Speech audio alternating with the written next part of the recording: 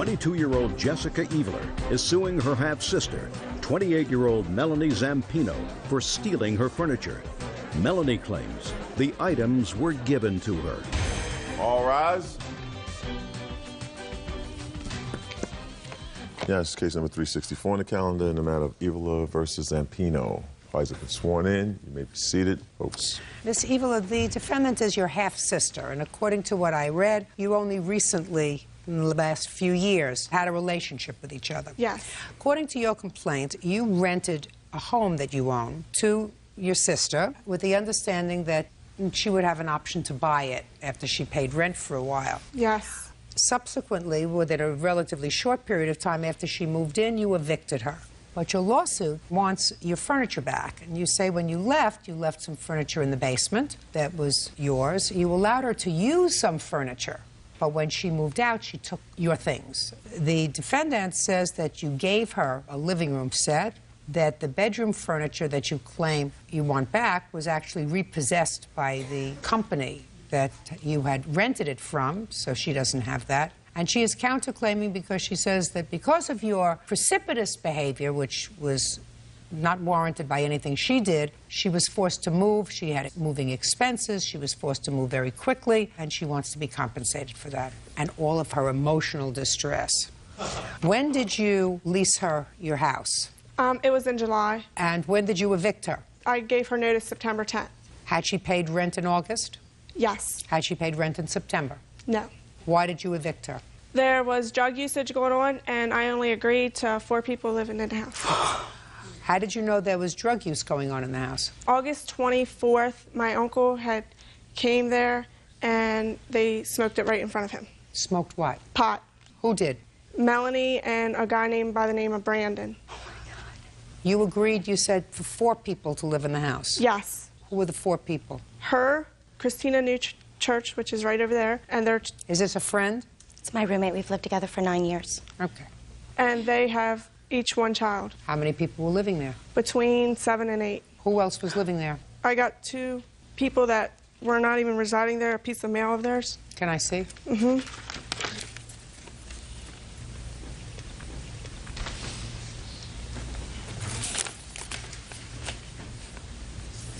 Who's Brandon? My cousin. He did not live there. He stayed there occasionally during the week because Christina works 3rd shift, and he tended the kids. I did pay him. Where did he live otherwise? He lived with his father. Was Joseph? My husband. Some of my utilities were in his name. My husband and I have been separated for almost a year. Okay, now tell me about the furniture. We did have a verbal agreement about the living room set. If she purchased the home, it would be added in with the cost of the house. However, she didn't buy the house, so the furniture didn't come with the house. And I did try to call her. Go ahead. Let's deal with the living room furniture first. Okay. When we discussed the house, she said to me, you can have my washer and dryer, you can have my living room set, you can have the bedroom set if you pay the last $150 to Color Time where she was renting her bedroom set from. I said, I have an antique set, I don't want the bedroom set, but I will take the living room set because mine is used. The living room set was stained with marker. One of her children must have wrote on it. Her husband works on cars. There's massive grease marks on the one where he must have sat regularly, which I have all pictures to show. She gave me the living room set. She never said if you purchase the home or if we don't come back, because when she actually on September 10th asked me to move out, she told me it was because her grandmother threw her out of the house that she was staying in South Carolina. I do not use drugs, and I'm Can I see a picture of this living room set that she wants back? Of just the living room set in question? Mm-hmm. Because I did bring pictures of my old living room set just to show you why I would switch.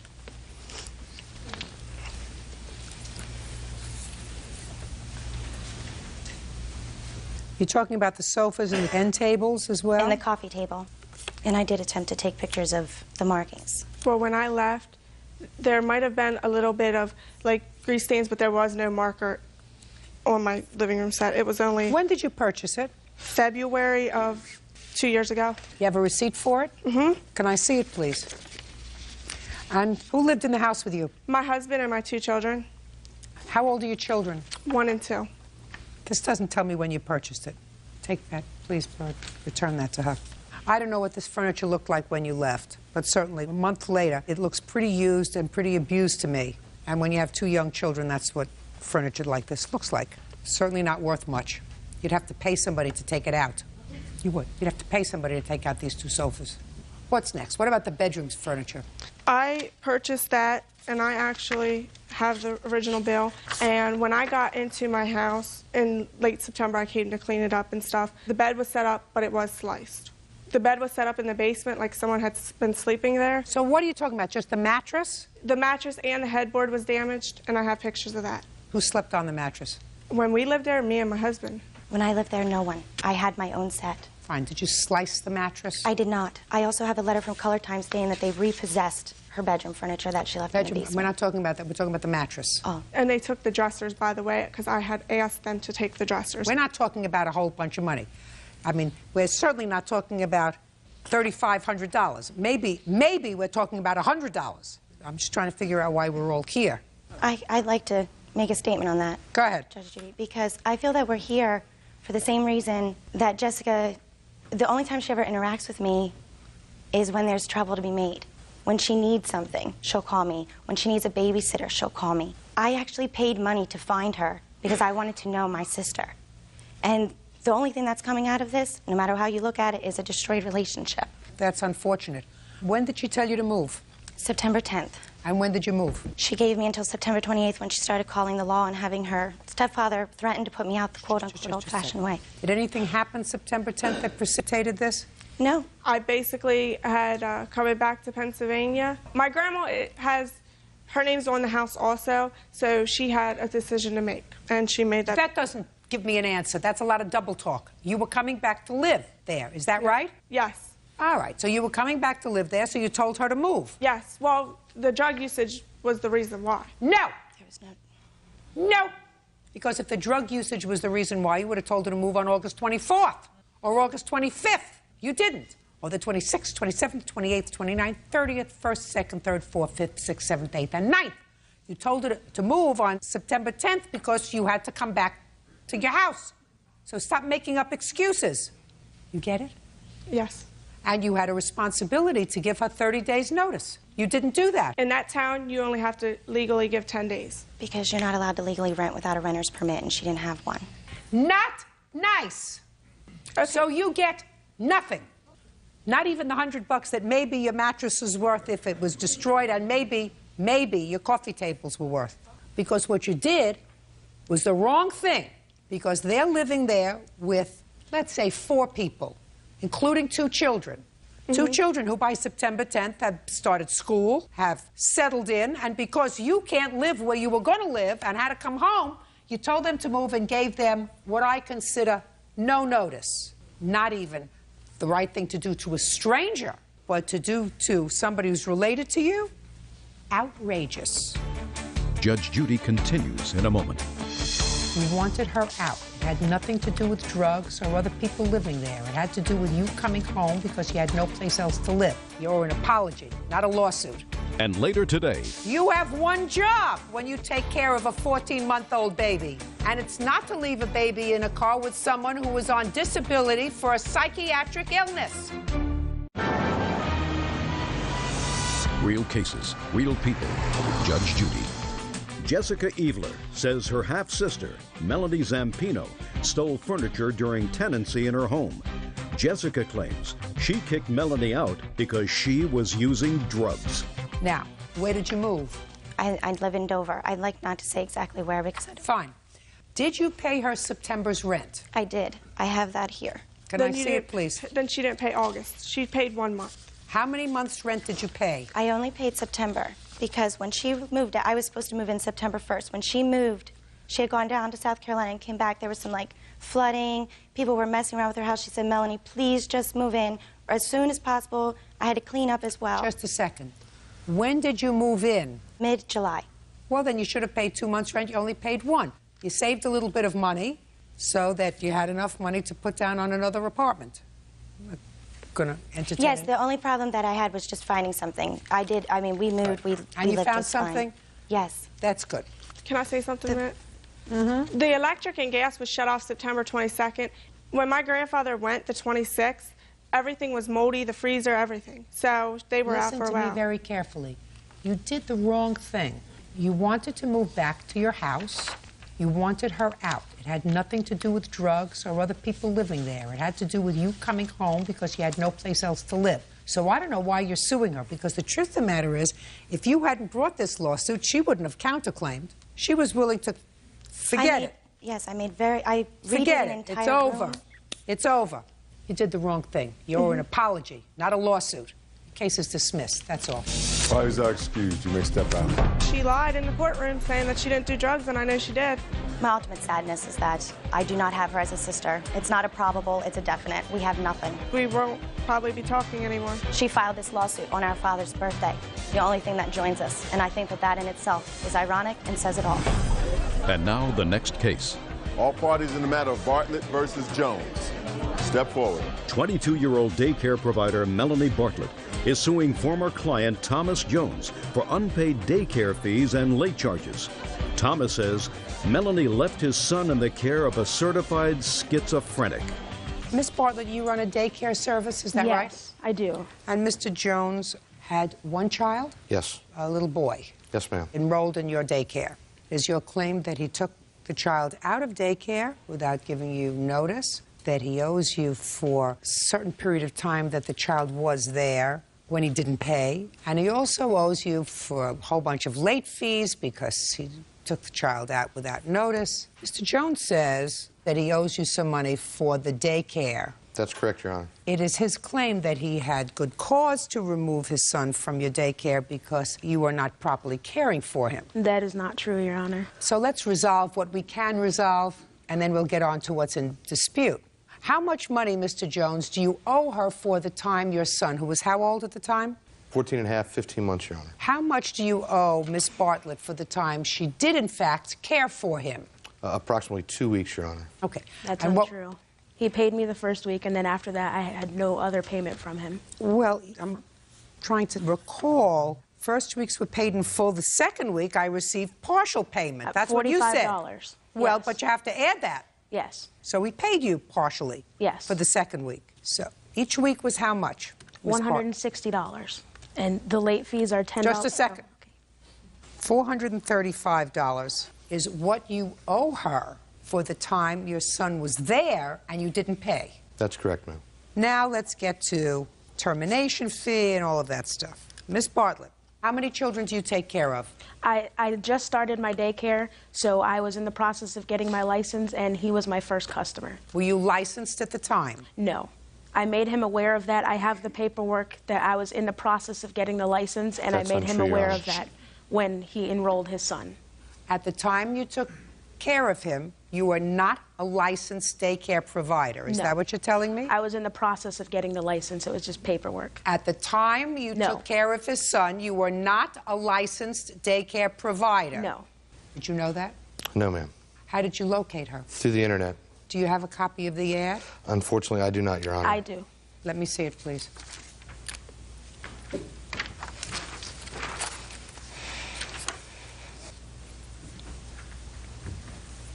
Oh, well, this is deceptive, Miss Bartlett. Melanie Bartlett, that's you. License number upon request. The only choice was to put in a license number or to say upon request. And I was No, in the process. choice is I don't have one. That's your choice. When I say it's deceptive, it says upon request.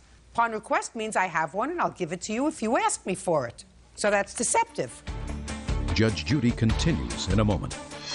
Did you leave this child in a car? Yes. Did they give you a license? Yes. That's a big mistake. Real cases, real people. Judge Judy. Daycare provider Melanie Bartlett says former client Thomas Jones owes for unpaid fees. Thomas claims Melanie left his young son in the care of a certified schizophrenic. Now let me see the contract that he signed. In the contract, do you say that you are not licensed? I didn't mention anything about being licensed or not licensed in the contract, no. Well, then that's deceptive, Miss Bartlett. That's one thing. Got to ask questions. Yes. Better questions when you're turning over the most precious commodity that you have to somebody that you don't know. You have to say, let me see your license. Check to make sure it's a valid license with the state. You know how to do that now? Yes, ma'am, I do. All right. The most egregious thing, if it's true, is he removed the child from your care during the second week in October. Is that right? Approximately that, yes, ma'am. And on October 7th, according to you, something happened. Want to tell me what happened? I was informed by Melanie that she was going to a funeral. She asked if she could take my son to this funeral. She told me her mother would be going to watch my son. That is untrue. I don't want to hear. I agreed to this, and I later found out that my son was left in the care of someone who was not qualified, alone in a car with him for, I don't know how long, maybe 20, 30 minutes. And this individual happens to be a state-diagnosed schizophrenic, and, That's what you wrote. And I'm very fortunate that nothing happened to my son, that this wasn't a point where, something went wrong. And after that, you took him out. Yes, ma'am. Go. He knew the day before. My ex-boyfriend was doing work with him, and he informed him of the funeral that I would be attending. He brought it up as soon as he came to pick up his child that day, and I told him I had a friend who could watch his son, and I told him it was the friend he was referring to, who happens to be schizophrenic. That's not true. And Listen he said to me. that there was nothing wrong. Listen to me. You have to skip a funeral. You have a job. I know. Listen to me. Did you leave this child in a car? Yes. Wrong. You don't do that. I left him in there with my friend. The air conditioning was on, and it was Listen to me. That's not your job. You have one job when you take care of a 14-month-old baby. He and didn't it's not say to go. anything that I'm he didn't want speaking him to to you. go. And it's not to go to a funeral. And it's not to leave a baby in a car. And it's not to leave a baby in a car with someone who was on disability for a psychiatric illness. Because according to what you said in your statement, because you anticipated what he was going to say, I was attending a funeral for my ex-boyfriend's family member. I left Jacob asleep in the car for a total of 10 minutes with a good friend. He is a schizophrenic, but he's been on his medication. Did they give you a license? Yes. That's a big mistake. I would trust him with my own 9-month-old daughter. and That's he's watched your her on several prerogative. occasions. Listen to me. That is your prerogative. You can trust him with your 9-month-old if you wish. You cannot trust him with somebody else's 9-year-old. Do I make myself clear? Yes. So you don't get termination fees or late fees or any other fees. He knew the day before that... Listen, I don't care what he knew. There is no way that you're going to tell me that you told him that you were going to leave his son in a car with a diagnosed schizophrenic but who's taking his medication. I don't believe that you told him all of that. My mother was there when I told him that. I wouldn't believe you if you told me or your mother told me that. Judge Judy continues in a moment. What I am going to give you is the money that he owes you for the time that he used your services. It's written in the contract about the late fees. He gave me no notice. I had no I indication. wouldn't give you a second notice. I had no idea he was not going to bring his son back to me. Listen to me. I don't care whether you knew or not. You're not getting it. Maybe your mother can explain it to you. Maybe the state where you live will listen. Because after what I said to you, if you still think that it was appropriate to leave a child in the care of a diagnosed schizophrenic who receives disability, that speaks to your judgment in caring for infants ages 0 to 2, which is what you advertise. And I wouldn't let you take care of a guppy age 0 to 2. Judgment for the plaintiff in the amount of $435, and you're lucky you're getting it. That's all. Parties are excused. You may step out. 25-year-old Christine Bergdahl is suing her ex-roommate, Steven Sanchez, for rent and a security deposit. Christine says he lived in the apartment for 2 months without paying rent. All rise. Now, this is case number 402 on the calendar in the matter of Bergdahl versus Sanchez. Thank you. You're welcome, Judge. Parties have been sworn in, Your Honor. You may be seated. Sir, have a seat. Mr. Sanchez, did you have trouble finding the courthouse today, sir? Not at all. Found it just fine. Did you get here on time? Yes, I did. Did you? 15 till. Huh? No, Well, what happened, Miss Bergdahl? Why couldn't you find the courthouse? because I've been under the weather a little bit, and it took me a while to get here today. Are you sick? Yes, ma'am. What's the matter with you? Well, I've been working for Red Cross in Louisiana, and since I've been back, I've had a cold, and I haven't recovered from it yet, and I haven't had a home to go to. So I've been moving from place to place with my luggage, and it's took a toll on my health. Can I say something, Your Honor? Let me go into what the lawsuit is. I'm going to give you plenty of opportunity to speak, Mr. Sanchez. Ms. Bergdahl, this is what your lawsuit is about. You claim that Mr. Sanchez moved into your apartment with you. You lived together as roommates for about 6 months. He was supposed to pay half the rent. He didn't, but that's not what you're suing him for. You're suing him because you moved out in September. You told him to move out in September. He didn't move out in September. Your name is the only one on the lease. He didn't pay September's rent. He was still there in October. He didn't pay October's rent, as a result of which you lost your deposit on the apartment, which you claim is $1,000. You want Mr. Sanchez to pay the $1,000 that you lost in the deposit that the landlord kept, plus the $1,400 for rent for the month of September when you moved out. Yes. And now Mr. Sanchez wants to say something. So within the context of this case, sir, what do you want to tell me? I was just going to say I've been under the weather, too, as you can hear in my voice. And I felt better made in it my on day, time, too. so Bird, that's all I I'm know, gonna used say. to be better 10 years ago. You wake up, you have aches, you have pains, but when you have to get someplace, you get there, and you get there on time. Correct. Anything else you want to tell me right now? No, good. All right, Ms. Bergdahl, when did he move into your apartment? He moved into my apartment at the end of January of 2005. And how did you know each other? We had mutual acquaintances before, and we slowly became friends. And you moved out September what? September the 9th. Did you pay September's rent? Yes, I did. When did you move out? Actually, Is not an answer. I am still residing there, and I'm in the process of working with the management company right now on that place. How much rent did you pay in September? $400. Is that right? He paid September. He paid half of. He did not pay $400. He paid $362 for half the rent in September. What was the whole rent? What's the whole rent? $725, ma'am. You're still there? That is correct. And you're working with the management company to take over her lease? That is correct. Then you have to give her $1,000. If she can prove to me that she gave them $1,000, show it to me. Of that 1,000, I did participate with 300 of that 1,000. Steven Sanchez owes everybody money. I'm the last person. Just a second. Shh.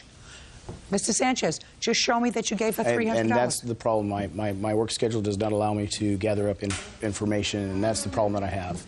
So well, you want to know what the problem you have? It's bad. It's a bad problem. I'm Glad sorry. you said that, sir. What kind of work do you do? Almost not an answer. I'm a manager at a car dealership, and it requires me to be there from open to You're a close. manager at a car dealership. Correct. What kind of car dealership? Fords. Bird comes in with his lovely wife, Felicia, and wants to buy a Ford. And they come to you. You sit down, you work out a contract. Correct. And do you sell anybody a car? Do you order a car unless they do all the paperwork and sign all the paperwork? I know I've bought cars. There's usually a ton of paperwork, Correct. Right? So you know that when you're buying a car, you have to be prepared to do a lot of paperwork. When you come to court, you don't come with a smile, Mr. Sanchez. You come with evidence, sir. So I don't know what that piece of paper is that you have with you, but if you claim that you gave her $300, then you bring proof of that. Correct. All right. So you have to give her $1,000. That's numero uno, despite the fact that she's late, without a legitimate excuse. Now let's deal with the rent. Did you pay October's rent? She wasn't there. You were there. Did you pay October's rent? The situation with that was when she went to her retreat. Just a second. I'm leading up to the situation at hand. Listen. Life is short. I'm Correct. getting older by the minute. I'll let you expand on the answer if I need it.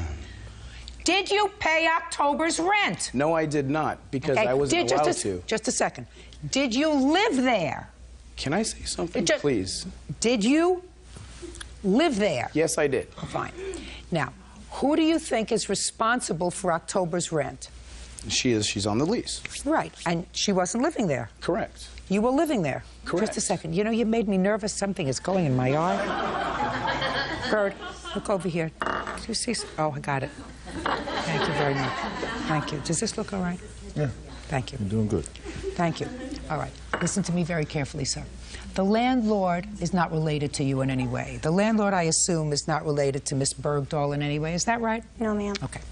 So we have to craft this order so that the landlord gets paid their money. What you're going to tell me, Mr. Sanchez, is that you were not permitted to pay the landlord rent because you were not on the lease. Is that what you were going to tell me? You see read what a my quick mind. learner I am, Mr. Sanchez? That doesn't mean that nobody pays the rent. Now, you don't expect Miss Bergdahl to pay the rent, do you?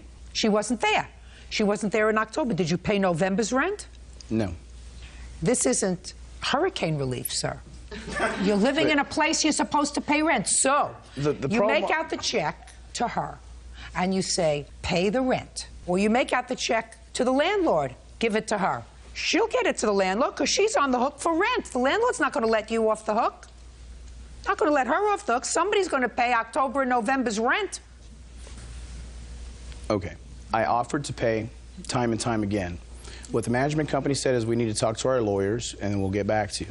I went and talked to, I guess her name was Kathy, and she said that you need to vacate the premises. At that time, I was in the middle of a move going to LA to work for another Ford company, and I decided to stay in town because I got another job offer where I reside because it's closer to family. So instead of opening up another lease for a couple of months, I offered to pay 2 months of rent to stay there. What they had told me was, I didn't even know you were there. So you were a very good tenant. You're very quiet. I was very quiet. You have to pay rent. Judge Judy continues in a moment.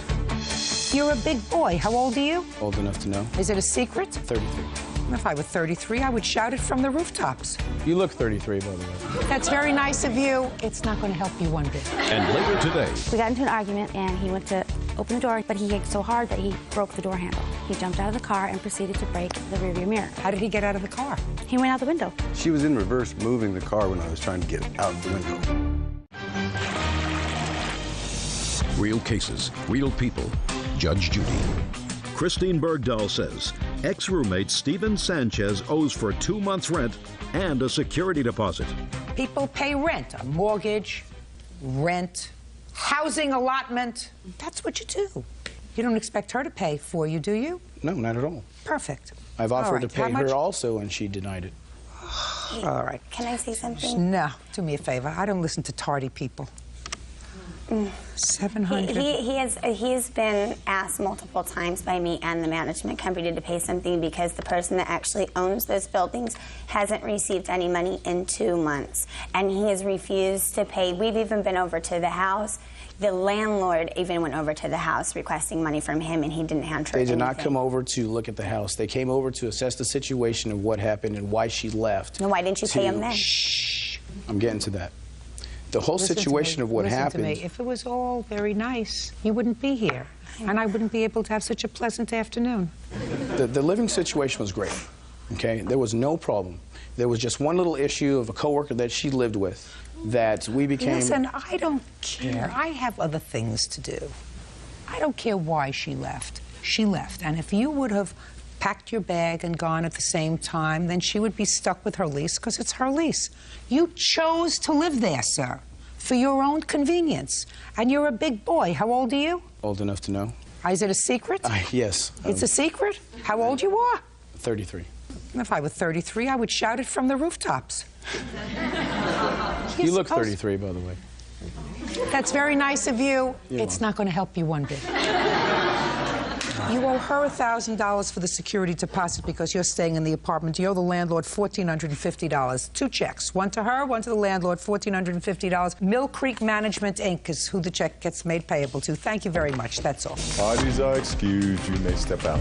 She had got upset at my girlfriend at the time drinking a soda. I was prepared today to go into court showing proof of his girlfriend slitting her wrists in my house. Next morning, she decided to get drunk at about 8 o'clock in the morning and start a fight with her. I had to take her to the emergency room, and he let me deal with all of it because he wasn't man enough to go. This right here is just her 10 minutes of fame because she loves more than anything everybody know her drama. And now the next case.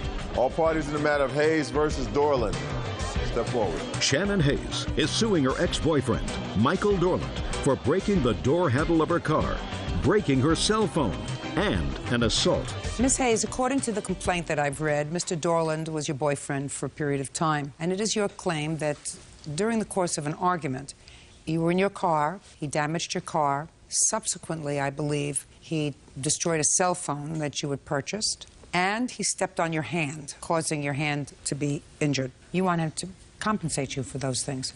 Mr. Dorland says none of that is true. You almost killed him in your car. he was trying to get out of your car, that you destroyed your own phone and you also hurt your own hand. What happened first? What happened first was my car.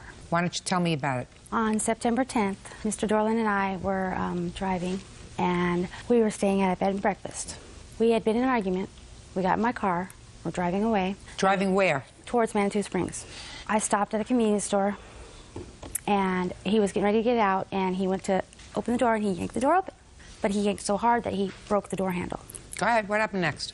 And when he got upset because he broke it, he looked at me, he said, "I'm sorry I did that. I did not mean to yank it that hard." I said, "Get out of my car." He started to roll down the window, and when he rolled down the window, he jumped out of the car and proceeded to break the rearview mirror on the right-hand side.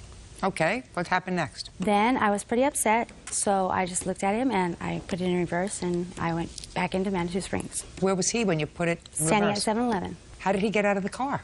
He went out the window. Okay, so you want him to pay for the broken handle and the broken mirror. Yes. All right, Mr. Dorland, let's do one thing at a time so we can keep this organized. Sure. Let's go.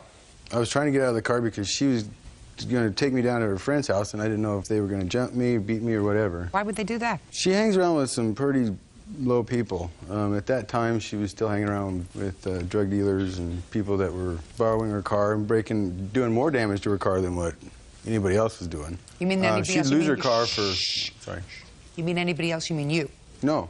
All right, why don't you tell me your version of what happened on September 10th? We went down, we got to bed and breakfast, and then we were going down to Manitou, like she said. She started a fight, so I started walking back. Then I got in the car. We went to 7-Eleven, and lo and behold, we get ready to pull out of 7-Eleven. She goes, "Well, we're not going back to the bed and breakfast. I'm going back to see my friends. You're going with me." "No, I'm not." So I quickly grabbed the door, and I pulled it open to get it up, to open it, and it snapped. It's just a little piece of plastic. So I crawled out the window. She was in reverse moving the car when I was trying to get out the window. Miss Hayes, once he broke the door handle and he wanted out of the car, why didn't you get out of the car and go over and open the door from the outside? Because I was scared. He scared me. Well, instead of being inside the car with him, you get out of the car if he was scaring you, and you're at a 7-Eleven, so you go over to his door. Either you go over to his door and you open the door, or you go to somebody else and say, "Will you open the door, please, because I want him out of my car," instead of staying in the car with him. I wasn't thinking that at the time. I was just Well, I thinking, get out of my wasn't car. thinking either. I tend to believe, Mr. Dorland, that you started to move the car while he was trying to get out through the window. Ma'am, All right, what's next? He wanted a cell phone, and he could not get one in his name. You mean after this happened in September? Yes. After this happened in September, you made up at some point. Yes. How long did it take you to make up? A couple of weeks. Go ahead. We had gotten back together. I took him to T-Mobile. The guy at the stand said, "Well, why don't you try it?" And I said, "No, my credit's terrible, can't do that." Turns out I could get him a phone in my name for $35. So we got it in my name, but he promised to pay me. $35? He paid the $35. He paid the $35. He promised he to pay paid the the monthly bill. $35. Yes, he promised to pay the monthly bill. Yes? Eventually, we got into another argument at his house. I was getting everything packed up outside, and he wouldn't let me in. So I asked him to open the door, and as he opened the door, I got it open enough to stick my foot in. I said, "I want my phone, please." He said, "No, I'm not giving you your phone." I said, "I need my phone." Well, he had paid for the phone, so it's not your phone, it was his phone. He hadn't paid the monthly bill. He paid $35. But there wasn't a monthly bill yet. I hadn't got the bill yet, no. Go ahead. He took the phone, and he broke it in half. He threw one half at me, and he took the other half. And I had my cell phone in my hand. My cell phone dropped between the door and my foot. I went to pick up my cell phone. He stepped on my foot, or my hand. Excuse me. I got my cell phone, stepped into my car, and he told me he was sorry, and I said, "No, just leave me alone." And thereafter, I proceeded to call the police. So $35 you don't get because that's part of your lawsuit for the cell phone, because he paid for the cell phone. Okay. Now, so let's talk about the hand, sir. Your Honor, can I kind of tell you my version of that? Because Yeah, it's real quick. I would love to hear it, and I would love to hear it quickly. Okay, she drove up to my house, and when I open the door, I always put my foot right in front so that when she tries to kick her way in the house, she can't get in there. I was trying to keep her at bay. I shut the door and went out the back door and then went up to another store and was calling everybody I knew to come and witness this psychotic person throwing stuff at the windows. She was kicking on the door. There were footprints on the door. She kicked in the side of the doggy door. She broke into my house that evening. Here's a police report that specifies that. Did you make up again? No. I know it was pretty stupid to make up with her before. Just a sec. You made up with her more than once. Yes, I did. I was trying to help her out. A mutual friend said that she was okay. Get to the but hand, would you please? last I talked to her, you know, everything was done and she was going to leave me alone. Hand. Get to the injured hand. There was no injured hand. She called the police. What happened when the police came? By the time they had gotten there, it really wasn't that bad. How bad was it? Well, it was bad enough to hurt me. I couldn't Did you go bend to the it. doctor? No. Did you go to a hospital? No. Did you have EMS? No. Where do you work? I'm a housewife. Whose housewife? My own. Well, where's your husband? I'm divorced. Then you're not a housewife. I'm a homemaker. That's different. A homemaker for whom? My mom. I'm unemployed. Here you go. You were arrested. Yeah, on another. Outstanding warrants. Wasn't for any domestic violence. For what? Unpaid ticket. What kind of ticket? On a DUI I had back in, 2000. That's not an antique, by the way, 2000. No, but honestly, I should have had that paid, and I didn't, and I paid the price What for do it. you do for a living, Mr. Dorland? I'm a pipe fitter. You work full-time? Not anymore. I'm starting to. I was trying to start a business. Anytime I got anywhere close, she'd throw the kibosh in it. People didn't want me to work with them because she was calling them and going to the job sites. Mr. Dorland, who picked her? I did. I was trying to. Not once, Mr. Dorland. Twice that I know of, and we only know each other about 7 minutes. Yeah, that's not How so long was this relationship that you had? In all total, maybe about 3 months. I met her at a bar. A friend of mine said she was all right, and obviously I can't trust his word now. Mr. Dorland is not Prince Charming. He's not your Prince Charming. Why don't you work? For 5 years, I haven't been able to work because I've taken care of my children. How old are your children? They are 10, 8, and 5. But they don't live with you. Not now, they don't. Now I am looking for work. Who do your children live with? Their fathers. Miss Hayes, I wish you good luck looking for a job. You and Mr. Dorland are no longer an item. Good. That makes me feel terrific. Me too. It's the best news I've heard all day. Your case is dismissed. Goodbye, good luck. Have a very, very happy life. Why is our excuse? You may step out. She like, oh my God, I don't have enough money to pay for my rent. I asked him, can I have it? And he gave me the money. Was she in the pocket of one man and the arms of another? She called some guy. I was like, who's that on the phone? Could we get to it, please? Who was this other person? It was some other guy that I was messing with. You were messing around with somebody else that he didn't know about. We were only like friends. Judge Judy. You have to. Mother? Yeah. Miss Myricks, you weren't there the date of this incident, but you're involved because the car that was allegedly damaged by Winter? Yes. Was owned by you? Yes. So why don't you have a seat? Okay. If we need anything, I'll call you. Okay. And Miss Goodwin? Yes. This is your daughter, Winter. Yes. And you weren't there the date of this incident, where your daughter says that this whole incident was provoked by Darryl and his brother. And Yes. you're counterclaiming because she was injured, had to go to the hospital with glass in her hand. Yes. So why don't you sit down? How old are you, Darryl? 17. 17. And you have a long history of not liking each other. Is that right? Yes. Why don't you like each other? Your Honor, she really doesn't like me. I have no problem with Winter. What don't you like about him? No, he don't like me. He never liked me since September. What made you think he didn't like you, Winter? Because Ivic Nuttall is my friend. Ivic Yes.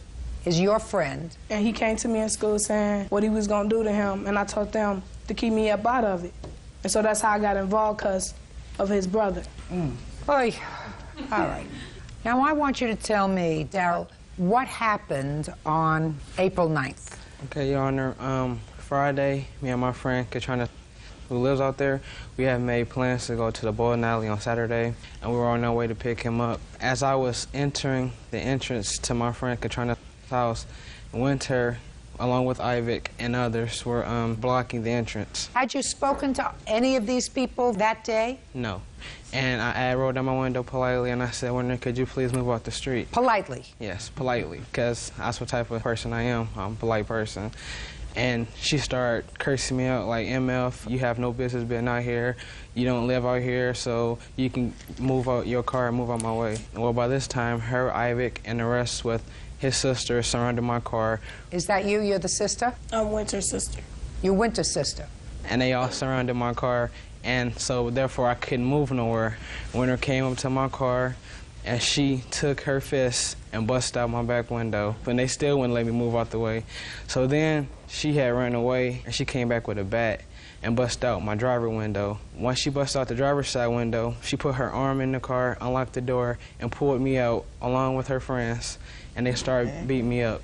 You have a police report? Yes. I'd like to see it. Pictures.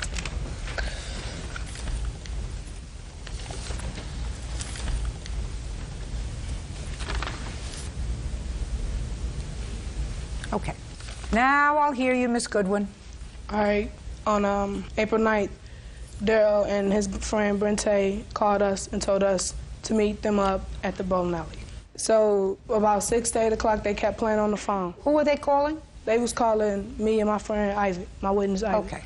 We went to my house at 8 o'clock to ask my mom could we go to a party on Hobart Street. She said yeah if we took my little sister Raven. So then we walked back to Isaac's house. They was parked in the front. They came out. Then Daryl rushed Isaac. So then after that, his brother Roy hit me on the side of my face. Then that's when I turned around and hit him. And then after that, we got to fighting. He pushed me into the window. I was forced into that window. Just a second. So then that's how my hand got injured. That's not what the witness says. Okay. The police report from a witness who was at the scene, that was one of your friends that the police officer spoke to, says the female, that's you, took the bat from the male, threw it under a car. The female then tried to punch the male, but hit the driver passenger window and shattered the window. That's not what happened, Your Honor. We never talked to the police until he got to the hospital. Not you. I'm not talking about you. Me or my witness. Well, there were a lot of people out there. We never talked to the police, Your Honor. So the police is lying? Yes, he is. You're the brother? No. Friend? Yes, ma'am. Name? Jerry Ashley. Were you in the car? Yes, ma'am. What were you doing there, Jerry?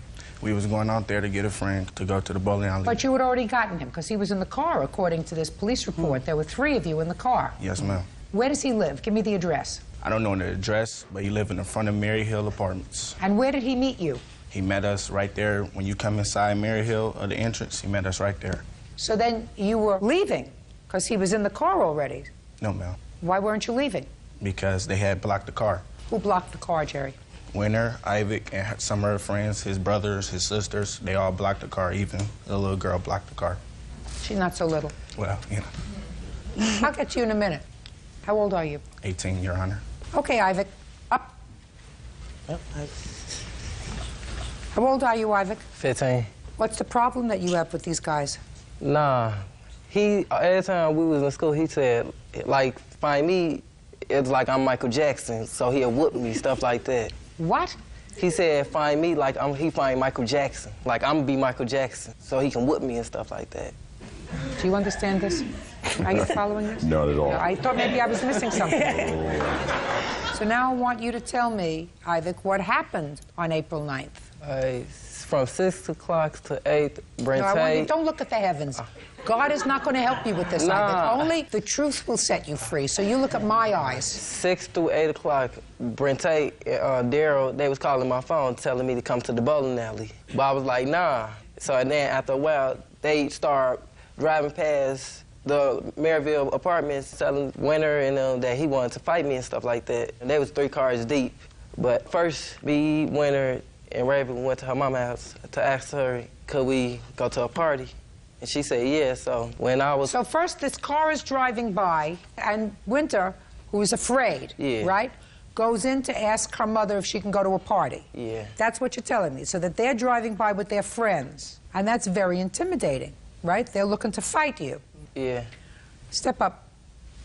You're her mother? Yes. Do you remember your daughter coming inside and asking if she can go to a party? Yes. What did she say to you? She asked me could her and Raven go to a party, and I gave her permission. The only way that she can go to that party was to take Raven. She didn't say to you there are guys outside that are looking for trouble, looking to beat up Ivik? No, she did not. Shh. Put your hand down. She didn't say that to you. She didn't say, Mom, I'm afraid because there are people out there, there are cars out there going back and forth. She didn't say that to you. No. Now, she was safe inside her house, correct? Yeah. If you would have known that there were cars outside waiting to beat up Ivik and maybe her, you wouldn't have let her go out again, would you? No, I wouldn't have. Good. Have a seat. Judge Judy continues in a moment. His brother Roy hit me on the side of my face. I hit him back. He pushed me into his mom's window, and then that's how the window got broke. Are you finished now? Yeah. Good. And later today, So you decided you didn't want to see her anymore because she borrowed $50 from somebody else. Is that what you're trying to tell me, Mr. Alford? Could we get to it, please?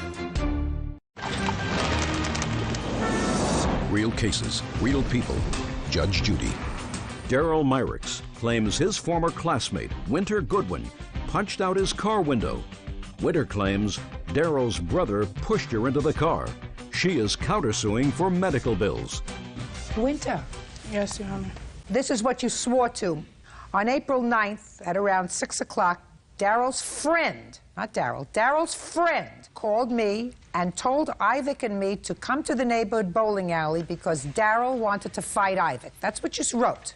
Mm-hmm. I told his friend that Daryl knew where we were if he wanted to fight. For the next 2 hours, Daryl and a car of 5 of his friends circled the streets of my neighborhood.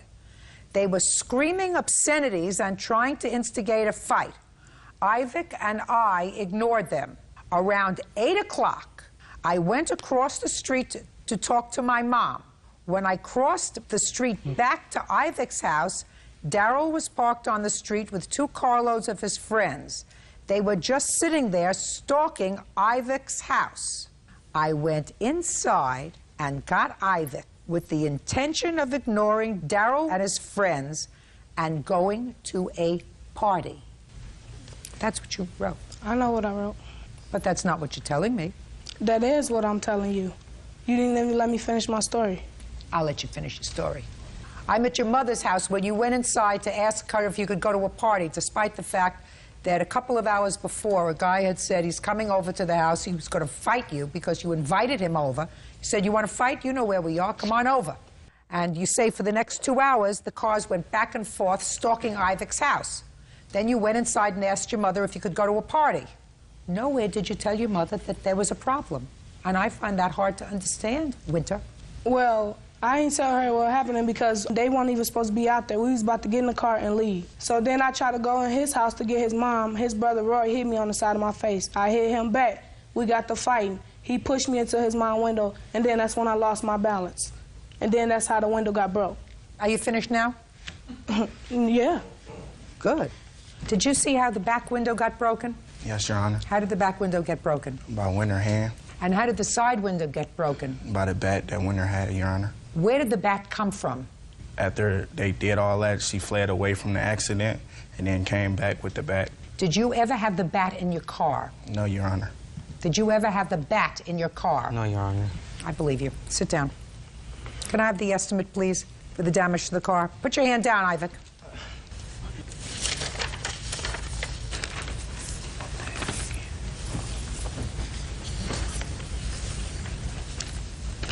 Did you have it fixed? Yes, ma'am. Could you step up, please? Would you tell me how much it cost you to fix both windows? It came out to about $170. You have bills here for $870. Just the estimate. But it actually cost you less. Yes. You can sit down. Stay there with your son. Step up with your daughter, please. This young man did not hurt your hand. You hurt your own hand. No, I didn't, Your Honor. Sure you did. His brother pushed me. You have no lawsuit against his brother here today. You're suing him for your medical bills. And that's not what your friends say happened to your hand. What your friends say happened to your hand is you went to punch somebody, they probably moved out of the way, and you punched the car window instead. That's what your friends say happened. So your counterclaim's dismissed. You owe him $170 to fix the window. I believe him. That's all. I was just saying, that's it. Parties are excused. You may step out. This child is not even in school. She's expelled from school. She doesn't go to school at all, period, and she's a troublemaker. I was expelled from school, and that's because somebody spit on me. I'm just happy that this situation is over so I can move on. If it was just an accident, them someone pushing her through the cardboard, and I don't feel that I was responsible for the cardboard. When a child is not being taught at home, it reflects on the parent. And now the next case. All parties in the matter of Alford versus Griffin. Step forward. 19-year-old Chris Alford is suing his ex-girlfriend, 19-year-old Ashley Griffin, for a loan to pay her rent. Ashley says Chris gave her the money. Mr. Alford, the defendant used to be your girlfriend. According to your complaint, you are no longer involved in a relationship, but at some point prior to your breaking up, you loaned her $300. You want that money back? Yes. This was after we broke up. Like, we broke up, then she called me. So you lent her the money after you were no longer together? Yes. When did you lend her the money, sir? I sent it the 1st of July. Tell me about that. All right, we broke up, whatever, when she came up. She came up where? In Philly. We was no longer seeing each other. You live in Philadelphia? Yes. You live where? Florida. And when did she come to Philadelphia? Like the beginning of June. Who did she stay with? Her mom, I guess. Your mom lives in Philadelphia? Outside of Philadelphia. Stop moving up and down. When she came up to Philadelphia to visit her mother, and you, I assume. I saw her a couple hours. That's not true, Your Were you still Honor. dating? Then, yeah. What caused you to stop seeing each other in a romantic way?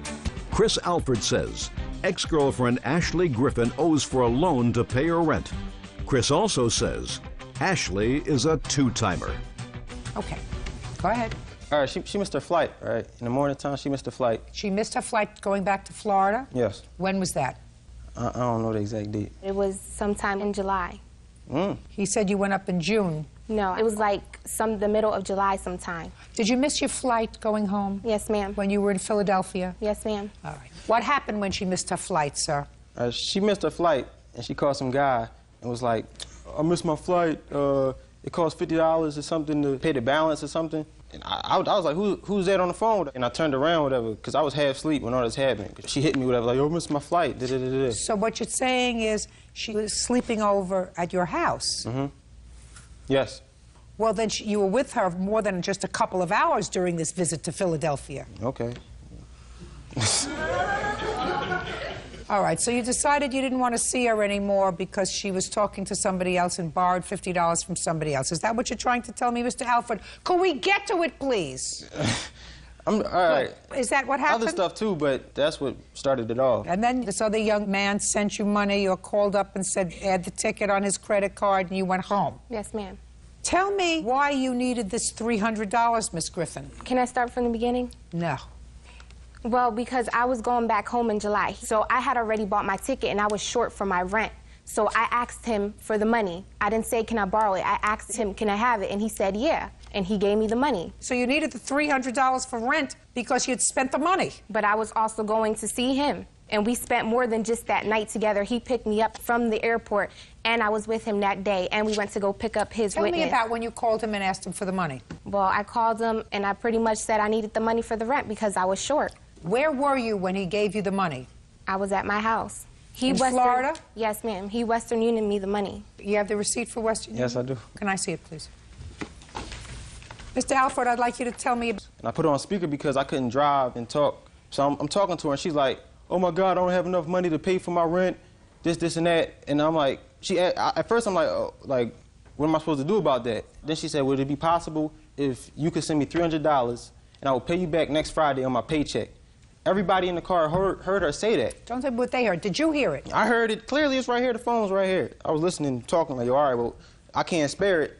You know what I mean? So you got to send it back next Friday. And you can see on Western Union, date was July 1st. If she just now said she was in Philly... You're absolutely right, sir. It was July 1st. I said he sent me the money July 1st. I said I went home after July 1st. Are you telling me you went home and then continued your relationship with him after he sent you the money? Yes, we were still together, so I don't know why he's saying we weren't. We were together at that time. Why would I stay at his house? Why would he pick me up from the airport if we weren't together? He says it was in June. It was in June. That's why you was at my house. It was in June, man. Well, you must have your airline ticket. I don't have it. Okay. Who was this other person that you called for $50? All right, when he came down, he knew about the guy already. Don't tell me what he knew. I didn't ask you for a whole story. I said, who was this other person? It was some other guy that I was messing with. So now what you want me to believe is He sent you $300 to help you cover your rent. Then you went up to Philadelphia to see him.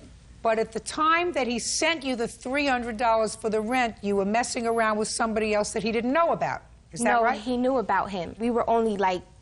friends. No, we weren't friends. We were more than friends. But at that time, I knew I could depend on him. You have to learn that you have to stand on your own 2 feet. You have to stop relying on people, and you have to stop using people. Do you understand? Yes, ma'am. Good. Judgment for the plaintiff in the amount of $300. That's all. Thank you. Parties are excused. You may step out. Forward, please. 23-year-old printer Rolanda Davis says she loaned her car to neighbor Rhonda Davis, and it came back damaged. Rhonda claims in her countersuit she owes her money for a missing gold ring. Order. All rise.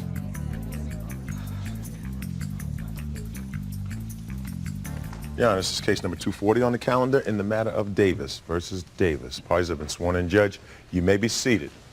I'm going to try to make this rather complicated case as simple as I can. You are not related to each other, even though you have the same last name. No. You are neighbors. Yes. She borrowed your car. Yes, she did. And it was involved in some sort of a traffic accident, and it was damaged. Correct. Right? Yes. And you want her to pay for the damage to the car. Yes, I do. She says that while you were babysitting for her, jewelry was stolen from her house. So she's countersuing you for the jewelry. She said, therefore, she doesn't have to pay for the car. Is that this case? Yes, it is. So at least we have one thing that's a given. You damaged her car. Yes. Now, in what month, date and month, did you damage her car? And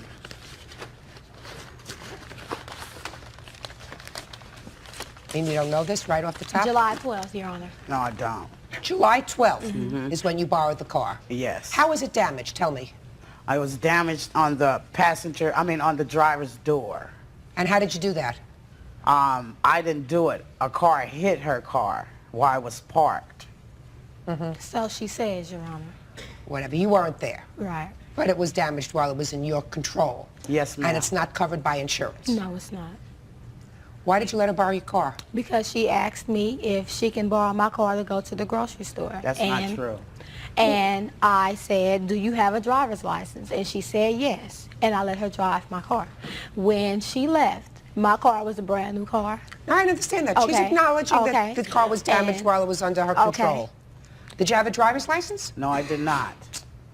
Why?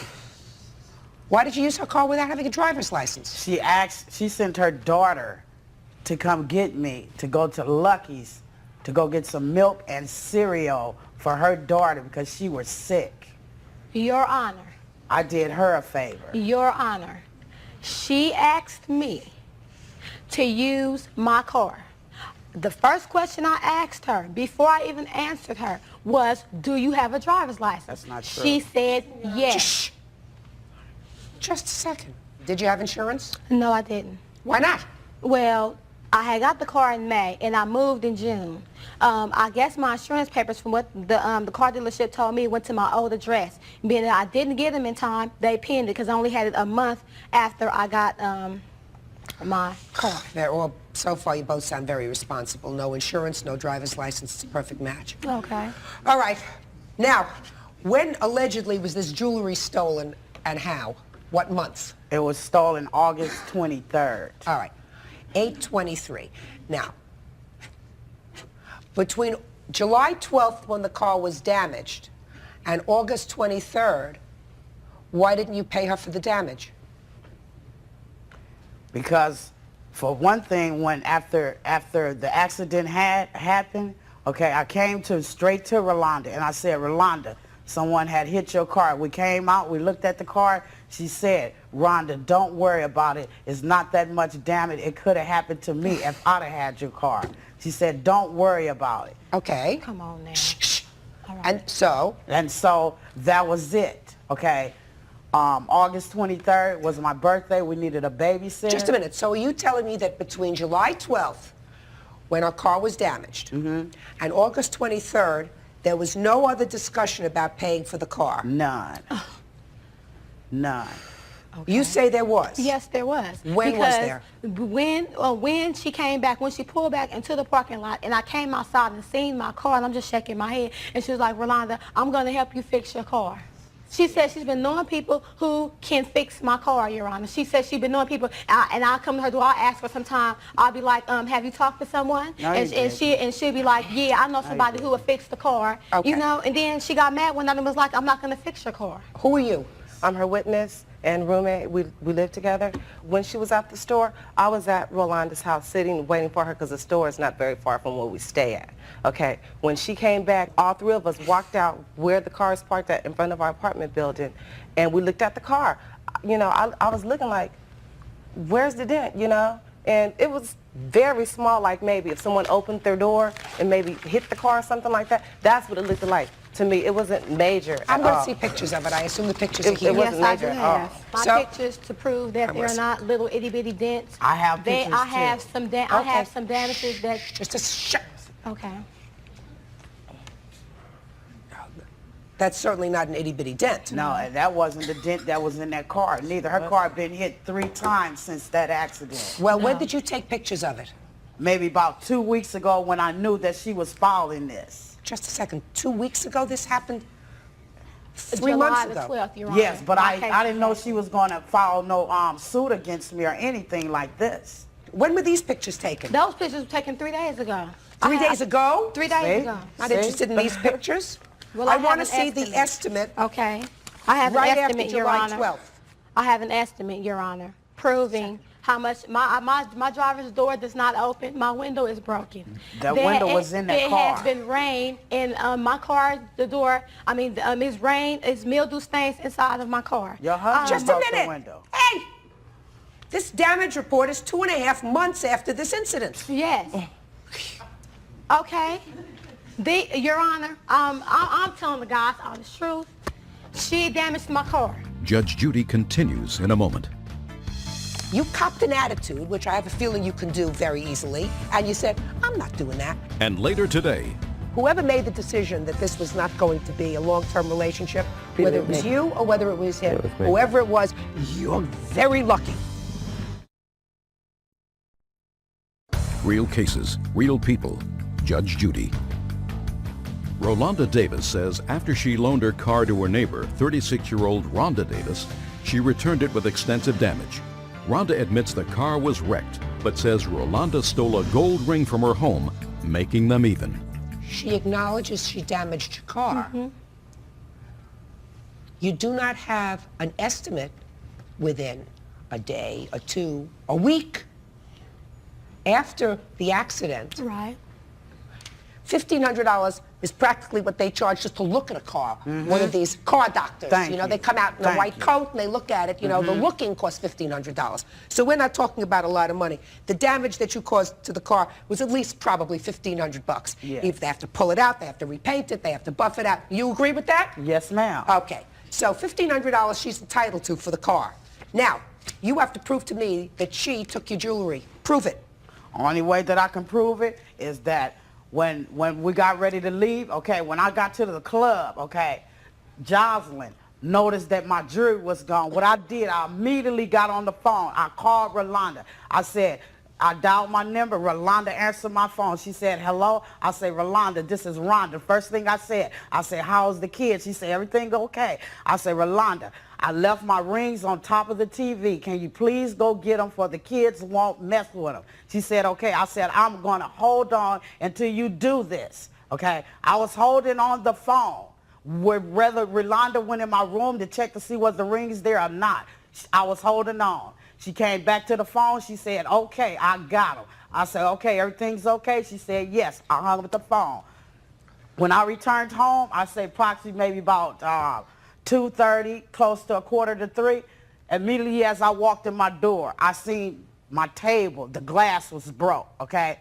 Then Rolanda said, the window in the room is broke. I said, the room window. So I goes in the room and I pulls the curtain back. The whole window is busted out, okay? A family heirloom that I had from my grandmother that's passed, that was broke, okay? My rings was missing, all in one night. Okay. What happened? She called and she did tell me that her ring was somewhere in her room. She did say that she would hold while I go in the room. I did not go in that room because I didn't want to be responsible for nothing coming up Just missing. a second. Okay. Stop you right there. All right. She called. She said, I'll hold on. Mm-hmm. I sat the phone down. Just a second. Okay. She said, I'll hold on while you go inside and get my rings because I don't want the kids. That's what she said to you. Right. And you did what? And I sat the phone down and sat there. I did not come back and reply to her. I got them. Yes, you did. Oh, sure you did. Yes, you did. That's what it was. Sure you did. Holding on. Oh, No, hey. that's why I was, oh, excuse me. No. Excuse Hey, me. oh, sure you did. She is lying. No, I did not. My Let mother me- is right here. Let me tell you why you did. Let me tell you why you did. Because it doesn't make sense. It's not logical for you to have then walked back and said, I don't have the rings. I'm sorry. You put the phone down. You said, I'm going to wait a couple of minutes. You picked the phone up. You said, got him. I didn't say got him. What did you say? I told her I was not going in her room No, because you I wasn't going to be responsible. No, you didn't. That's what I said. Oh, you did. Please, I didn't give me a leave break. out that living room. Give. Your Honor, You got that my is rings. the truth. I didn't leave out the living room. Oh, I believe it. I stayed How you right know the next door bedroom to her. window was Listen to broke? me. Listen to me. Okay. Either way, Okay. you're responsible. She's absolutely right. Either way, you're responsible. She called you. That's what You I were did. babysitting for her children. She said, I left my rings. Please go inside and secure them. Instead of doing that, you copped an attitude, which I have a feeling you can do very easily, and you said, I'm not doing that. You took the phone, put it down, waited a minute, picked it up and said, I got him. That's what she did. No, I didn't, Your Honor. Sure you did. Tell me what rings were missing. This is the rings right here. I have the things from the rings and everything. They're not even finished paying for. Here's everything for the rings. It's I the never ones that's entered a room at all. That's your problem. Circled. Then you lied. Here's No, my I didn't. stuff. Oh, for sure my- you did. For my table. Oh, sure I you didn't- did. I got How? the window fixed, but not the table. How, but Your this Honor? is How did you lie? Yeah. You lied because you told her I got the rings. No, Here I we go, didn't. right Oh, I never believe you told her did. that. Listen, I may be wrong. I was wrong once in 1950. I don't remember Okay. what it was, Okay. but I'm sure I was wrong And this once in day, too, 1950. Your Honor, because I didn't say Be that to her. quiet. Judge Judy is ready to rule. And later today, You are so full of baloney. Am I? You are so full of baloney. But you're a very quick thinker. real cases, real people. Judge Judy. This case is going to turn out to be a wash, you know. Because I believe that you should have paid for the car, for the damage to the car. I believe that's true. And I believe Miss Attitude over here decided that she was tired of asking you to pay for the car and made things sort of even. Your lawsuit is dismissed. Your countersuit is dismissed because they're just for about the same amount of money. The loss of the rings, the damage to her car, it's a wash. with me. That's all. Thank you. Parties are excused. You may step out. Out the back door to your right, please. All right. And now the next case. Parties on Penda versus Crane. Step forward, please. 55-year-old engineering assistant Dee Pender says she bought a computer for 43-year-old Robert Crane while the two were dating. Robert claims he knows nothing about it. While you and the defendant were dating, you claimed that you bought a computer for him, he agreed to pay you for the computer, stopped dating, and he hasn't paid you for the computer. Right. That's simple? Right. He says he doesn't know what you're talking about. You never bought him a computer. He doesn't know about a computer. Is that right? Correct. Interesting. So, how long were you dating before you bought him this computer, and tell me why you did in the first place? Probably about 4 months I was dating him, and he was over that night, and we had talked about that I might get a computer. And I was on the phone, and he came in, and he says, "Oh, you're ordering a computer?" And I said, "Yeah." He says, "Do you think I could get one too?" And I said, "Well, I'll ask." So I asked, and she said, "You can buy as many as you want." Well, where were you ordering these from? Through my company that I work for. Were you getting a good deal on them? Yes. Is that the idea? Yes, uh-huh. Go ahead. They offered them to the employees only. And she said, yes, I could get as many as I wanted. I said, okay. He says, well, put it on your charge for me, and I'll pay you back next month.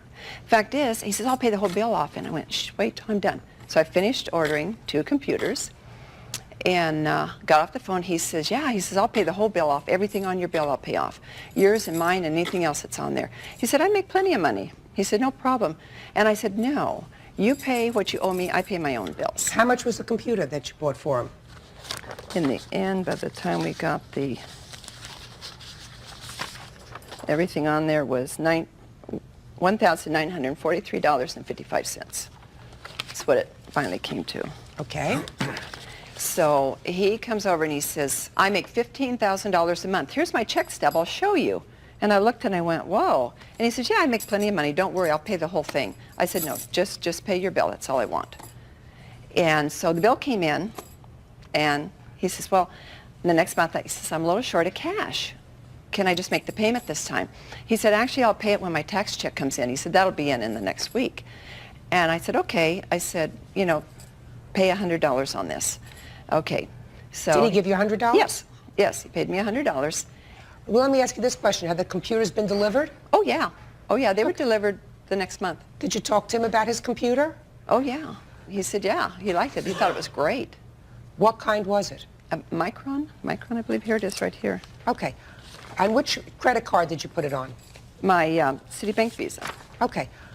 There's a little note here that he left tagged on my car after he moved out in the middle of the night in his handwriting saying, I will pay you. He put this on my car. I put the date up there of the day he left it on my car. Let me have it, please.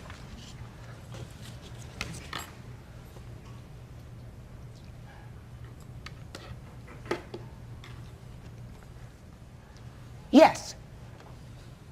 I'm listening. Yes, ma'am. As far as this computer, she'd called me and said she'd purchased a computer. And as far as another computer, I know nothing about it. I was very shocked on this lawsuit that she served me. I was very shocked. I was very shocked. And the thing I did, I finally had to move because all she did was call me every night. She wanted to pursue this relationship. Hey, I didn't want to hear anything else about it. So I finally had to move because we lived in the same complex. I did not need to hear any more of this from her. If you can't be quiet, you have to leave. Do you understand? So the only thing I can see is she's very distressed that she couldn't pursue this relationship. So you think she bought these 2 computers that are clearly on her bill for somebody else, or maybe she just wanted 2 computers for herself? Possibly. As far as that, the only thing I knew, she called me up, she said, oh, I bought a computer. Oh, you did? Okay, fine. If there would be a copy of a check that you gave her for $100, what would that be for? It would be for some stamps that I purchased from her for a mail order business that she was going into, that I paid her for. You are so full of baloney. Am I? You are so full of baloney. But you're a very quick thinker. I'm not full of You're a very quick thinker. I don't have a check for $100, a copy of a check. But still, I just wanted to figure out, to see what your answer would be if you thought I had a copy of a check. That's what it would have been for. Oh, God. Must be smoking something real good. Judge Judy continues in a moment.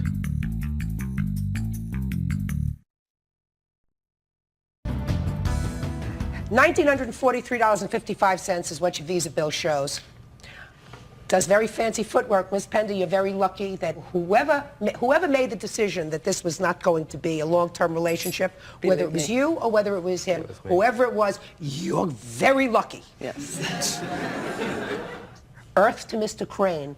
You can't pull the wool over everybody's eyes all the time, sir. I'm sorry. What were the interest charges since this purchase was made? His interest charges, we're going to give him credit for the $100, even though he now says it's for stamps. And also lost wages because same time he moved, his company moved, and it took me 2 days to find out where they were. You're going to, listen, you're going to chalk that up to experience. Okay. All I want to know is the interest. It's $320. She had a business card all along. 2163, right? That's what you got there. That's what I got there. Judgment for the plaintiff in the amount of $2,163. Parties are excused. You may step out. Judge Judy will continue in a moment. And on the next... Parties on Rice versus Gardner. Step forward, please.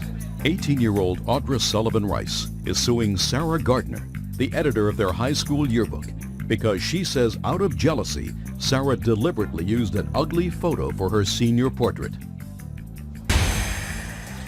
Order. All rise. Quiet, please. Now, this is case number 268 on the calendar in the matter of Rice versus Gardner. Parties have been sworn in, Judge. You may be seated. Have a seat, please, sir. You graduated from high school. Correct. You were in charge of the high school yearbook. Correct. The senior section. Where they put all the pictures of the seniors, and underneath it, you know, most likely to succeed, most likely to have 10 children before 30th birthday, those little things, right?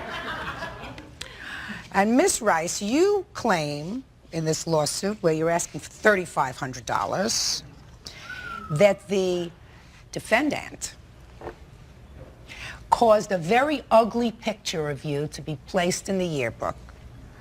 Not the picture you had selected. Correct. And that's because the two of you had some sort of a history together. Correct. So tell me about it. She disliked me due to my relationship with her now ex-boyfriend, who's my witness. And she was very jealous, and this is a very malicious and dishonest thing to do. And let me see the picture that she put of you in the yearbook. This is the picture that was supposed to be in there, and if you notice, it says yearbook selection on the back. And I verified that with the photography studio. No, that's not such a bad picture in there. My eyes are half shut. It's not the point that it's like a horrible picture, it's the point that everybody that turns to that picture is going to see me and remember me as that. And that's not what I want. And that wasn't what I asked for.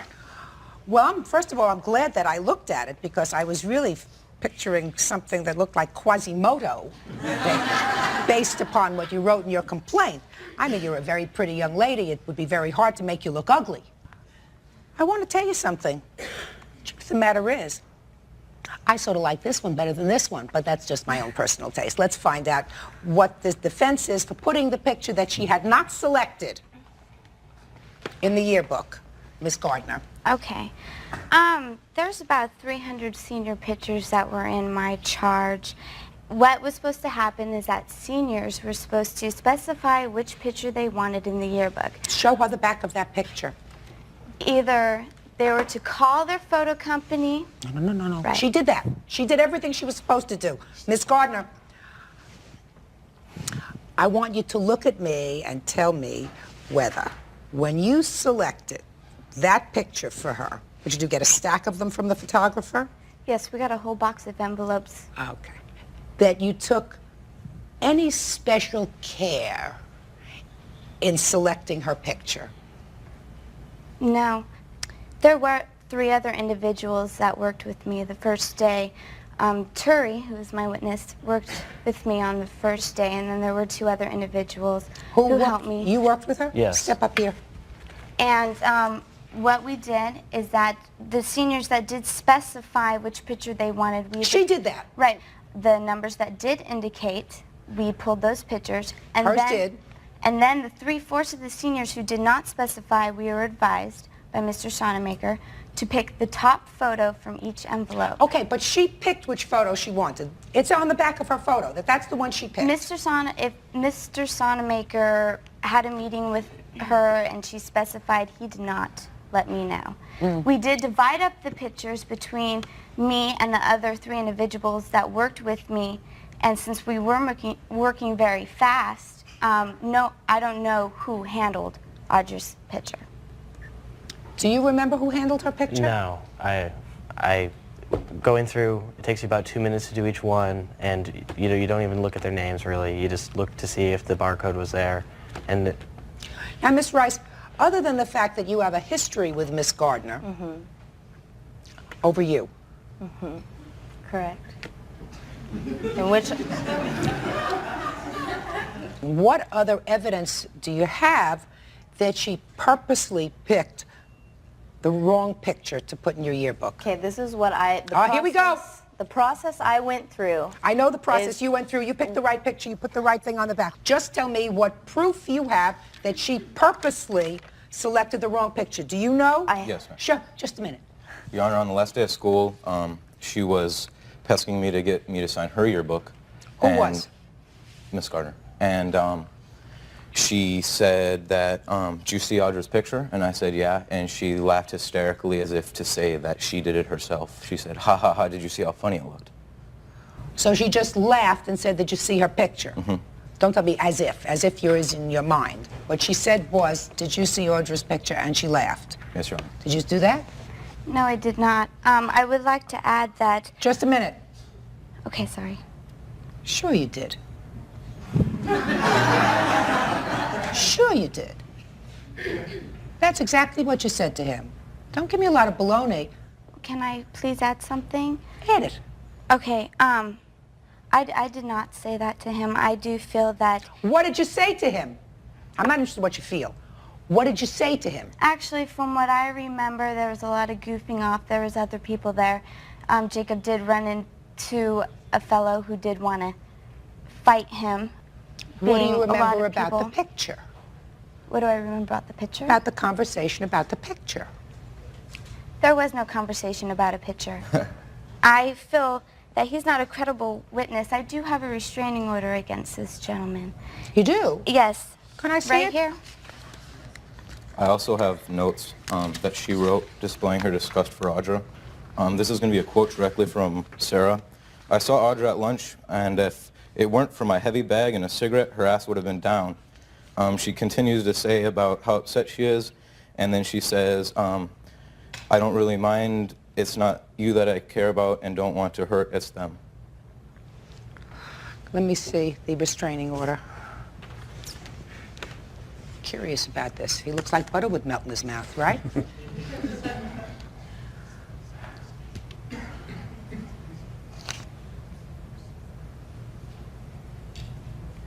Why did you get an order of protection against him?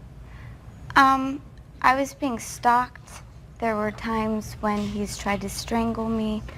Coming to my house late at night, I felt very unsafe. And you had a hearing on this, a trial? Yes, I did. Were you represented by an attorney at this trial? He did not show up. I was in Utah. What were you doing in Utah?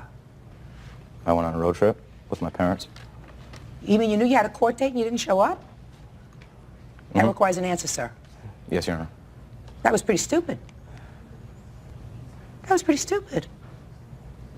How old are you? 18. Did you tell your parents you had a court date? Yeah, when we were in Utah.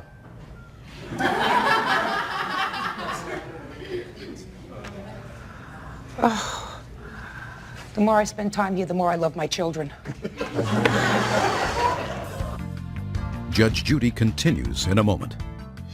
I believe, no matter what you tell me, that you selected a picture of her different from the one that she had selected just to give her an old zinger. And later today. Well, he didn't give us much of a chance really to get out of the way. He used his car as a battering ram.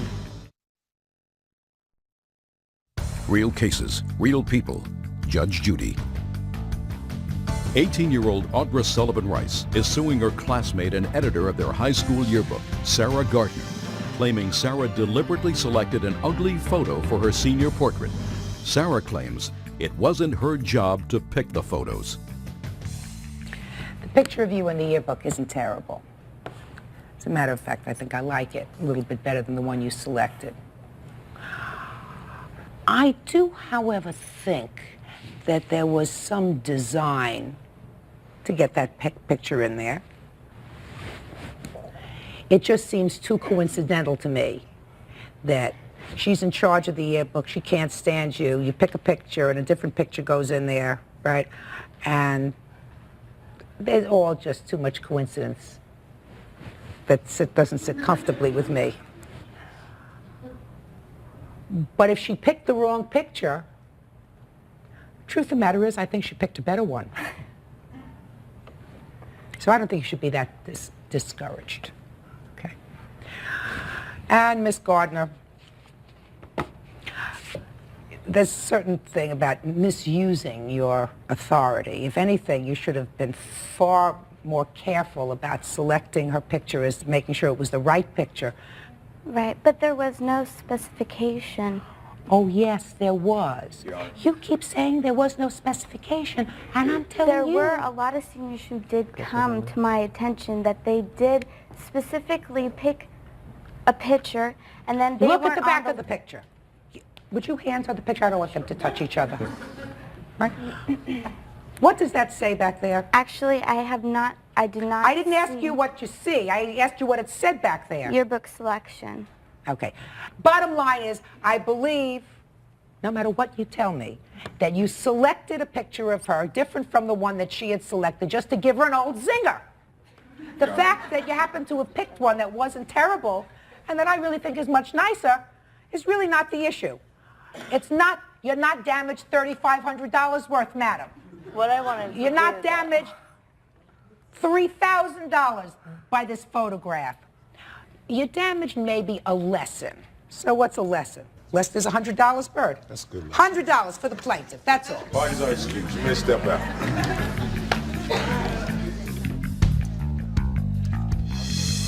And now the next case. Parties on Gorman versus Siemens. Step forward, please. Mike Gorman says, while attempting to retrieve a package during a UPS strike, picketer Don Siemens pounded his sign on the hood of his car, causing severe damage. All right, Mr. Gorman, you were expecting an important package that was to arrive, unfortunately, during the UPS strike. That's correct. And you had to go and pick that package up at the warehouse, correct? Yes. Your complaint alleges that when you went there, the defendant was one of the strikers, he was online, and he damaged your car. That's correct. You want to tell me what happened, please?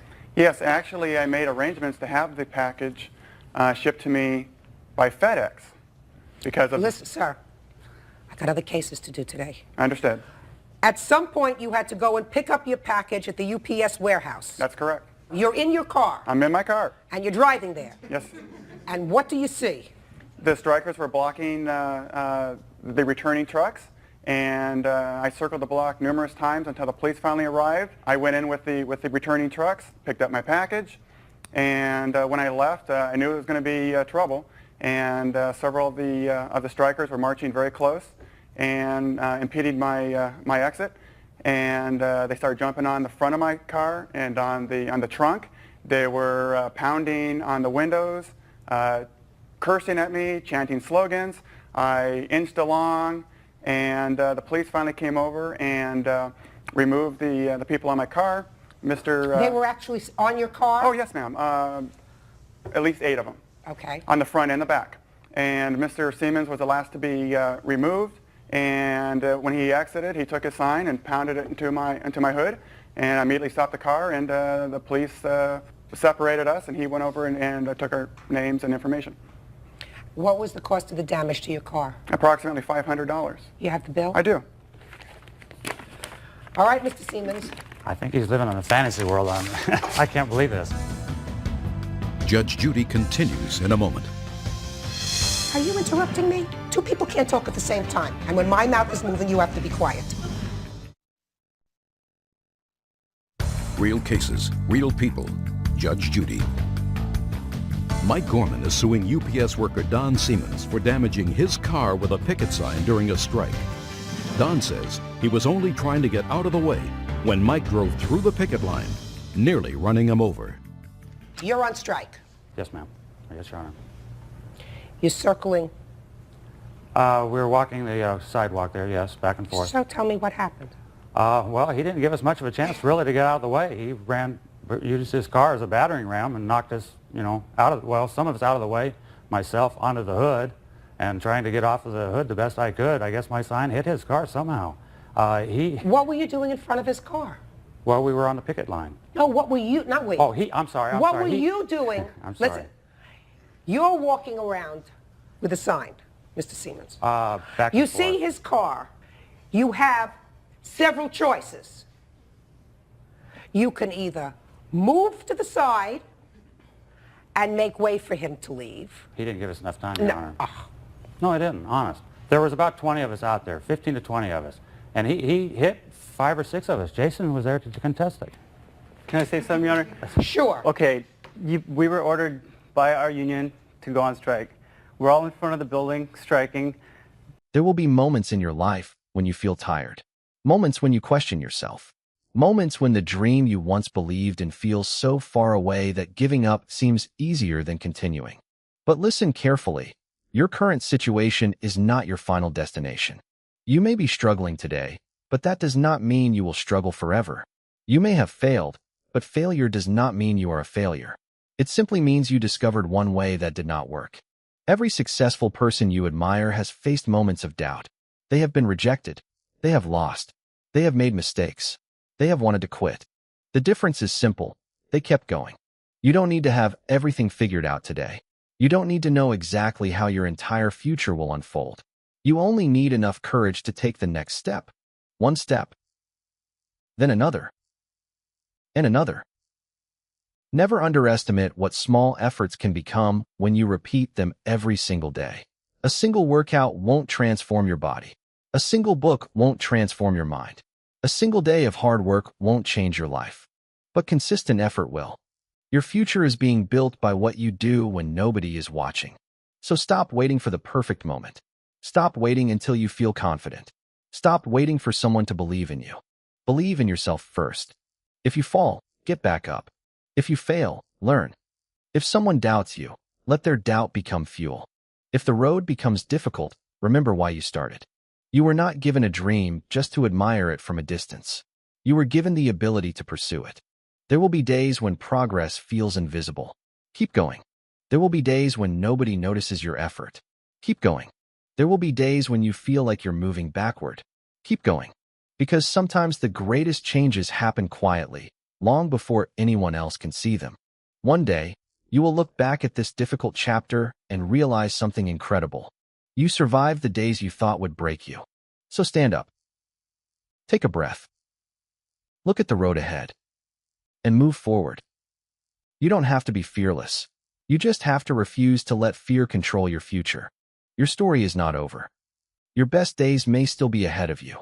And as long as you are willing to keep moving, there is still a chance to become everything you were meant to be.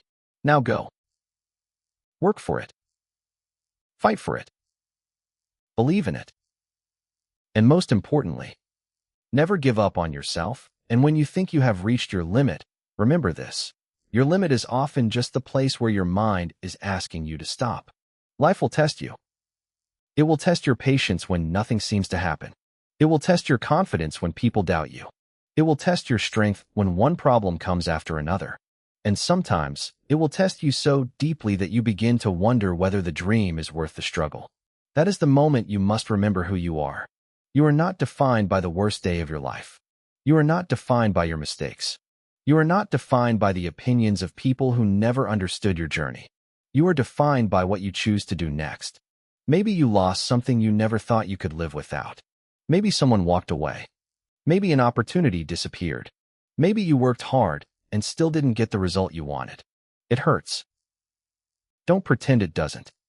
But pain can either become the place where you stop or the place where you become stronger. Choose strength. Sometimes life closes a door because you were meant to build your own. Sometimes rejection redirects you towards something better. Sometimes the delay is preparing you for something you are not ready to handle yet. You may not understand your journey today. That's okay. You don't need to understand everything. You just need to trust yourself enough to keep moving. Remember, a slow step forward is still a step forward. You don't have to change your entire life overnight. Wake up a little earlier. Learn something new. Work when you don't feel motivated. Take care of your body. Protect your mind. Spend less time comparing yourself to others and more time improving yourself. Because comparison will make you blind to your own progress. Someone else's chapter 10 does not make your chapter 2 a failure. Everyone has a different starting point. Everyone has a different battle. Everyone has a different timeline. Your responsibility is not to become someone else. Your responsibility is to become the strongest version of yourself. And there will come a morning when you wake up and realize that you are no longer the person who once begged for the life you now have. You will become stronger, wiser, more disciplined, more patient, more confident. Not because life became easier, but because you became harder to break. So keep going. Even when the results are small, even when the progress is slow, even when nobody applauds, your discipline is building something. Your sacrifices are building something. Your late nights are building something. Your failures are teaching you something. Your struggle is shaping you. And one day, the same people who never believed in you may look at your life and wonder how you did it. Don't waste that moment proving them wrong. Build your life for yourself. Build it because you deserve to see what you are capable of. Build it because somewhere inside you is a version of yourself that is waiting to be discovered. A stronger version. A wiser version. A fearless version. A version that refuses to surrender. So when tomorrow comes, don't ask yourself, do I feel motivated? Ask yourself, what can I do today that my future self will thank me for? Then do it. One task. One decision. 1 hour.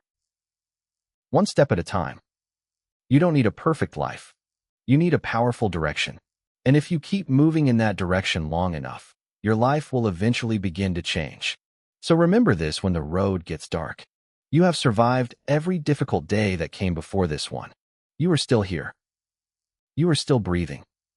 You are still capable of changing your story. And that means your journey is still alive. The chapter you're living today may be difficult, but it is only one chapter. Do not quit the entire story because you dislike one page. Turn the page. Keep walking. Keep believing. Keep becoming. Because your greatest chapter may be the one you haven't written yet.